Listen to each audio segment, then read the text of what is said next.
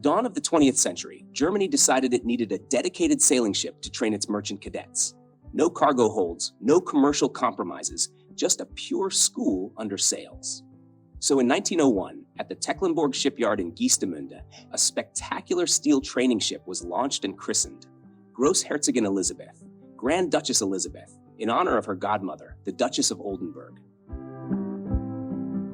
She was sleek, almost yacht-like for her size, 92 meters long, nearly 12 meters in beam, carrying more than 2,000 square meters of sail. Inside, she was far ahead of her time. Steel bulkheads, steam heating, watertight compartments, and living space for 200 cadets.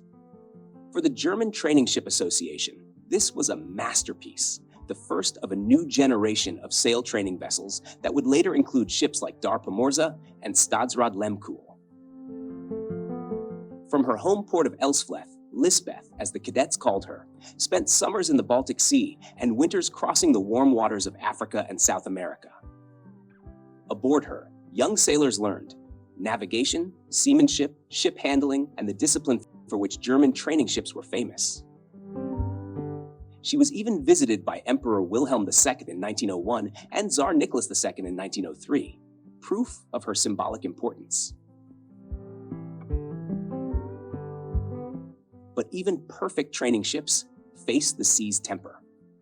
From the mid-1920s onward, Großherzogin Elisabeth endured one misfortune after another. 1926, part of her foremast ripped away in a North Atlantic storm.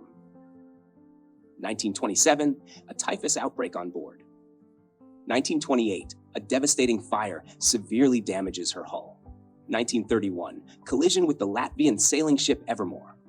1931-32, her final cruise ends with a violent Baltic storm and a lightning strike right on the bowsprit.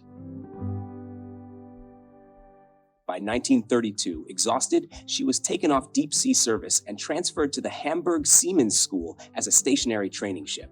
Her sails were taken down. The proud sail trainer became a floating classroom. During World War II, the school moved her to Wismar, hoping to hide her from British bombers. In 1945, during a tow, British aircraft attacked and hit the ship, injuring the captain's wife. The German crew made emergency repairs out of gratitude to their ship. Shortly afterward, the Royal Navy seized her as war prize. Her fate was sealed. In 1946, as war reparations, the ship was handed to France. Her masts were removed to fit under the bridges of the Kiel Canal. She arrived in Brest partially dismasted, battered by collisions during the tow. She was renamed Duchesse Anne, after Anne of Brittany. But France had no real plan for her. Over the next 20 years, she was used for anything but sailing: naval accommodation ship, holiday dormitory, youth training barracks, storage hulk, then nothing.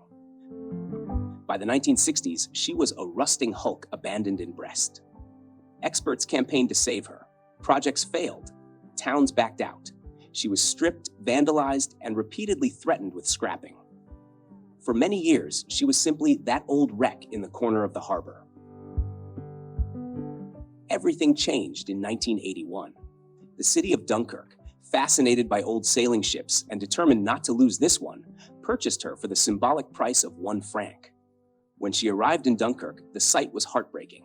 Masts gone, interior full of debris, rocks, and scrap metal, hull as thin as paper, nearly every interior space destroyed. But the city refused to give up. An association, Les Amis de la Duchesse Anne, was formed, bringing together volunteers, shipwrights, students, and maritime experts. Funding trickled in from the state, region, and community. And slowly, piece by painstaking piece, the ship was reborn. Her steel plating was replaced, her cabins reconstructed, her rig restored, her hull repainted in the original training ship colors of white, green, and yellow. It took nearly 20 years of work. In 1998, rigged, restored, and gleaming, Duchesse Anne was towed to her final berth in front of the Dunkirk Port Museum as crowds applauded from the quays. Her public opening coincided with her 100th birthday celebrations in 2001, and thus the wreck became a national treasure. Today, Duchesse Anne is the oldest and largest preserved French sailing ship, the only surviving French full-rigged vessel, a fully restored museum ship, and a protected French historical monument since 1982. She cannot sail. Her restoration focused on preservation, not navigation, but she stands as a symbol of both German seamanship and French maritime heritage.